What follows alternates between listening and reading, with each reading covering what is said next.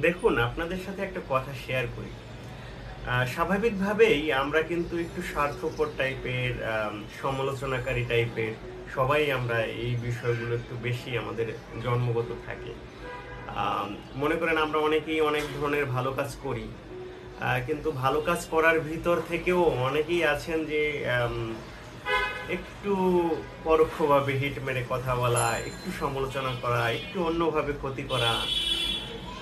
তবে যারা এই কাজগুলো করেন শেষমেশ তারা সফল হওয়ার চান্সই খুব কম থাকে। মূল কথা হলো আপনি ভাবছেন আপনিও মানুষকে অনেক উপকার করছেন, এটা করছেন সেটা করছেন, পড়াচ্ছেন, এটা করছেন সেটা করছেন, নানাভাবে নানা কিছু করছেন। আবার তলে তলে একটু হিট মেরে কথা বলছেন, আপনার উদ্দেশ্যটা অন্যরকম। আহ, মনে করেন আপনি উপকার করছেন যাতে অন্য কেউ এই কাজটা না করতে পারে বা তার কোনো ক্ষতি হয়, এটা ভেবে।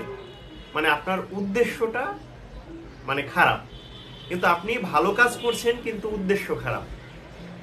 এরকম যদি বিষয় থাকে তাহলে কিন্তু এগুলো ভালো না। কিন্তু আপনি যদি নিঃস্বার্থভাবে উপকার করেন, নিঃস্বার্থভাবে ভালো কিছু করেন, সমালোচনা যেটা সমালোচনার যোগ্য সেটা যদি করেন সেটা ঠিক আছে, ইতিবাচক সমালোচনা যাকে বলে।